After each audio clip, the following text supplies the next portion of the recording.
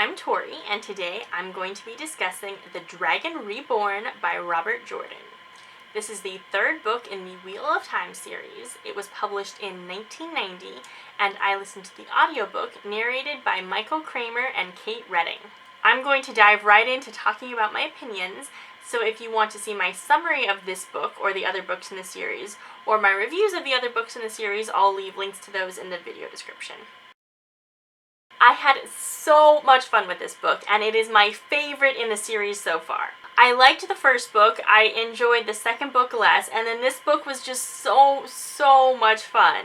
I loved the way that all the characters were kind of divided up into different little groups, and each group was running around in different directions, but they all ended up converging on Tyr at the end. I had so much fun just keeping track of who was where. And at one point, they were all on boats. You'd flash from one boat to another boat to another boat, and they were just all over the place. And then they got to Tyr, and everyone kept seeing, oh, I think that was Rand, but I know he can't be in Tyr. And everyone kept seeing Rand all over the place, and it was kind of a miracle they didn't all run into each other. I guess every time there's a coincidence, you can say it's because they are Tarviran. The pattern chooses not to have them meet. But it was just so much fun to watch them all chasing each other around the map. I did think it was interesting that this was my favorite book, and the main character was barely in it. Rand was really angsty and having a lot of issues dealing with his powers, and at the opening of the book, I was so afraid that this whole book would be him moping around and we'd be miserable and unhappy and watching him deal with all this stuff and just not have any fun. And the book chose to deal with that by having us barely ever be inside his head and having him not really even be in the book to begin with. It sort of made me wonder what the fifth Harry Potter book would have been like if it had been narrated by Ron and Hermione and we didn't have to listen to Harry being angsty the whole time. I also found the dream sequences in this book to be much less annoying. I am a person who hates dream sequences, in books, in movies, and everything. I feel like they're kind of a very long and convoluted way to get to some very basic information, and I hardly ever enjoy them. And so for the first two books in this series, I didn't love them. I listened to the audiobook, and in the first two books, whenever I got to a dream sequence, I'd speed it up so it was playing out 1.5 times the speed so I could get through it quicker. But in this book, we got to know Tel'aran'rhiod better, and the things that happen there are pretty concrete, and with just the lore of Tel'aran'rhiod got more fleshed out, and it felt more like it actually mattered to the story, and I actually really enjoyed most of the dream sequences. It was so much fun to watch Egwene kind of learn how to use the ter'angreal and kind of control her dreams better and learn important information. Then I loved watching Perrin's wolf dreams and watching him, struggle with trying to shut out the wolves, but then Hopper was kind of becoming his spirit guide and showing him around and teaching him how to use stuff so that by the end he willingly dove into a dream to go save Zareen. It was also interesting that this book introduced the idea that when someone is very powerful, their dreams project into other people's sleep. So that, at the beginning of the book, everyone was having dreams about Kalendor because Rand was. And then at kind of every town you went to, they were all controlled by the Forsaken, and everyone shared the Forsaken's dreams. And you could follow where Rand had gone because everyone shared his dreams while he was traveling. And it just seemed like suddenly everyone was sharing each other's dreams. And I was almost starting to wonder why people hadn't noticed this earlier on. It seemed like there were a lot of things in this book. We haven't seen gray men before, but suddenly now they're attacking every single character, and we see gray men all the time.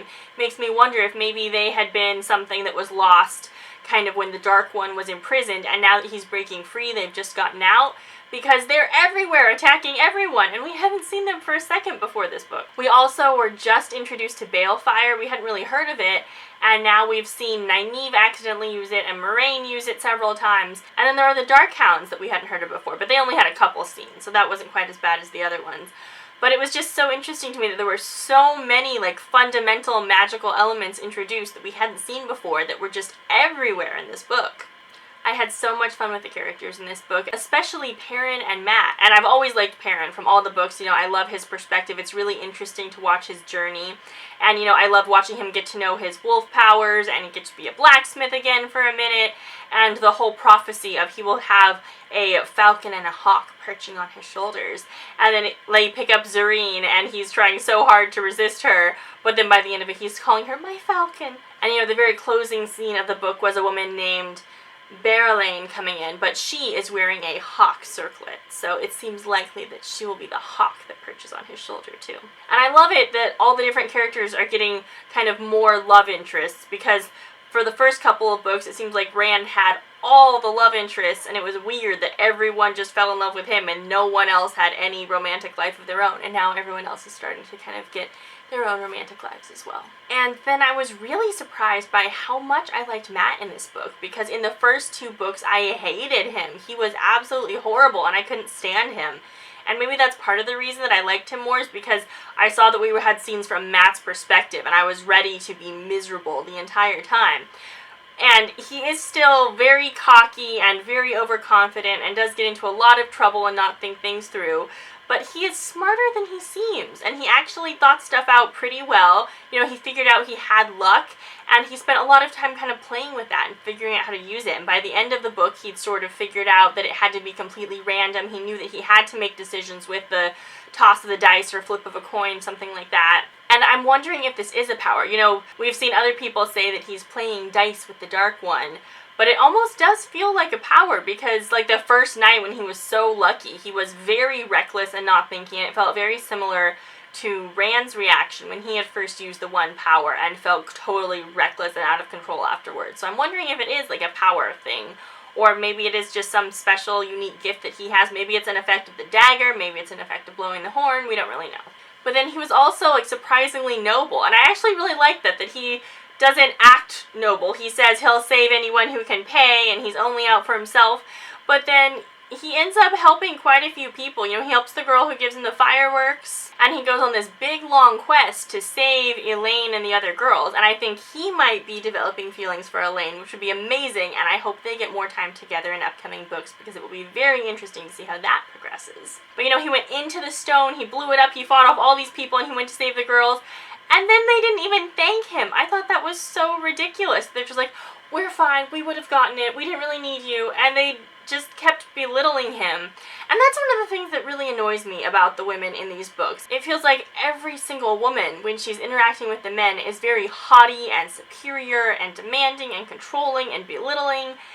And I could see a couple of the characters being like that, because that is one facet of the way that women can behave, but I don't understand why they all have to act that way. And it's getting to the point where I don't really like many of them. Moraine is a little difficult to deal with, but I like her and I'd like to learn more about her character and her backstory and see more about her life. I really like everything about Varen, because she is so kind of focused on academia and has a hard time paying attention to the real world. I really like the Amerlin Seat, and I want to hear a lot more about her. Of the younger girls, I think Elaine is probably my favorite, and it's for the reason that I usually hate female characters. I like Elaine because she is the nicest and the least bossy and the most generally kind. And like, if you read a Victorian novel where those are a character's traits, it's pretty annoying because it feels like it means women don't have a voice. But in this, it just kind of feels like she knows how to stop scolding and screeching for a minute. And then I kind of liked Zareen/Fail too, because she is definitely bossy and controlling and obstinate, but she doesn't pretend to be noble about it. She's just kind of rough around the edges and doesn't mind, and at least acknowledges that she's a lot to deal with. And it could get to be a bit much. We'll see how she progresses in later books. I usually really like Min too, but she was at the beginning of the book and then disappeared and basically wasn't in this book. So I'll have to tell you in a later book how I like her when she actually comes back.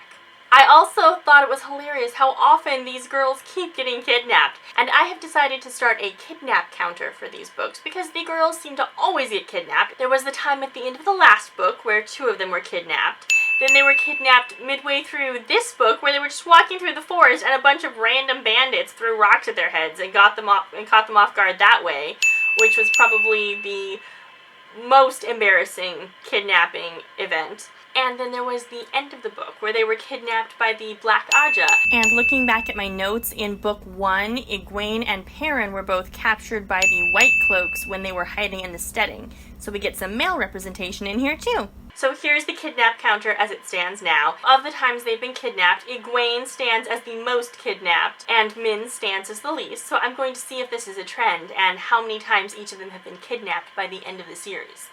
Selene was still in this book, but barely. She'd just kind of pop in and annoy people and then pop back out. And we had the shocking reveal that she is the Forsaken Lanfear! Who saw that coming? Did anyone see that coming? Oh my gosh, it was such a shock! I actually thought it was pretty hilarious how they tried to make it this big reveal that Selene is one of the Forsaken, like it wasn't totally obvious from the moment we met her. But it was okay. It was okay with how much she was in this book. I can tolerate that, and I would like her to just kind of stay back and not be in the books hardly at all, and then Rand can kill her at the end. But I feel like that probably won't be the case. She'll probably pop up in later books and be much more annoying, but this level of annoying was okay. I did really like watching Elaine, Nynaeve, and Egwene trying to track down the Black Ajah. I loved the way that the Amyrlin seat punished them, but still managed to raise them to the Accepted, and gave them those letters, and just doing all kinds of stuff for them, and they're on this great mission, and it was perfect the way that the Amyrlin said, I cannot give Elaine authority to go on this mission, because her mother is already mad enough at me. But I'm going to tell her two best friends, and if they happen to tell her, that's totally fine. And so it was very fun to watch them questing for the Black Ajah, though they were not very good at it. I was on board with everything until they found that the Black Ajah had laid this obvious trail to Tyr, and it was a trap, and they were going to go and spring the trap. And that's fine in theory, but I don't understand their logic. Basically, they know that the Black Ajah want them to go to Tyr. So the way they're going to capture the Black Ajah is by going to Tyr and doing basically all the things they would have done if they didn't know it was a trap, and somehow think that will spring the trap. I mean, they almost deserve to be kidnapped. They were so stupid for doing that. They didn't have any kind of a strategy, any kind of a plan. That happens fairly often in fiction, where someone will say, it's a trap, but I know it's a trap, so I have the upper hand, and then they won't do anything differently. If you know it's a trap, you should behave differently and not just waltz right into it like a moron. One little thing that I'm really liking about these books, and that I particularly noticed in this book, was like the historic details. I love it when they talk about the skirts being split for riding, and how they'll be traveling and they'll have to take a regular skirt and sew it and modify it so that it is split for riding. And I actually want to research that more and find out more about the history of skirts that were split for riding and what they looked like. And then I love the detail of when they were all working in the kitchen, that there was a spit dog lying there and relaxing, watching Nynaeve work.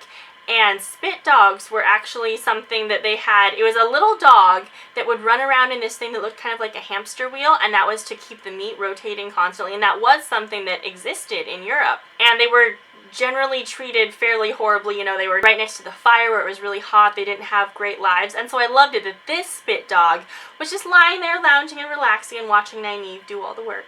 I thought it was really interesting to learn more about the Forsaken and watch them kind of taking over. I didn't realize there was so much infighting between them. At first, I was picturing them as basically ring wraiths from Lord of the Rings, and just these mindless shadows that serve the Dark One. But it turns out that they actually have a lot of infighting. They don't like each other, and they're jockeying for power within their own ranks, which was really interesting. You know, Selene has decided to go try to seduce every man she sees and get power that way, but a lot of them are taking over cities. It seems like every city is ruled by one. So that Balal was in charge of Tyr, and Samael was ruling Ilion. And then I feel like Queen Morghase's advisor Gabriel must be one of the Forsaken too. Of the ones they listed in the back of the book and the glossary, it looks like it could be Asmodeon or Ravin, but they didn't list all of them because there are apparently 13. And the glossary only listed 6, so it could be a different one we haven't heard of yet.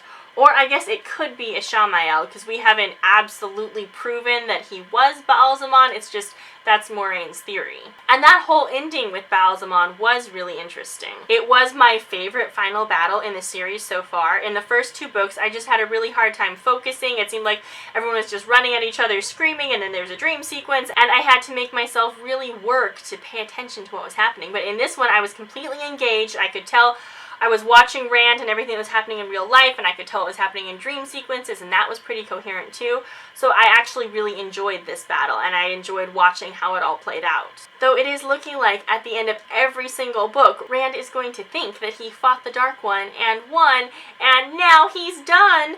And he never seems to learn and think maybe this battle wasn't really a final battle. Though I will give him credit, in this book he actually did manage to kill somebody. In the first 2 books he didn't actually kill anyone, but he thought he did. and in this book he actually did kill Ba'alzamon, but then we learned that Ba'alzamon isn't actually Shaitan, which is very confusing to me because I had a hard time throughout the whole first book figuring out who the Dark One even was, and I thought that the Dark One, the Betrayer of Hope, Ba'alzamon, and Shaitan were all names for the same person, but it turns out that Ba'alzamon wasn't really Shaitan, he was just pretending to be. And so throughout all 3 books, every time a character dreamed of Ba'alzamon and Ba'alzamon was threatening them, that wasn't really the Dark One. And I don't quite understand if he had Shaitan's consent and he was just a body double, kind of like Queen Amidala uses in the Star Wars movies, or if he was just trying to reach up and grab power because the Forsaken are always fighting amongst themselves anyway, and this was just his play for power. I don't quite understand, so hopefully it will be made more clear in the next book. And I am really excited to read the next book. It is much longer. I've been listening to the audiobooks, and the last 2 have been around 25 hours, not much longer, and the next one is over 40. So it should take me a good bit longer, and I will have to take much better notes on the characters so I can keep them straight, but I've been having a lot of fun with this series, especially this book, which I loved so much.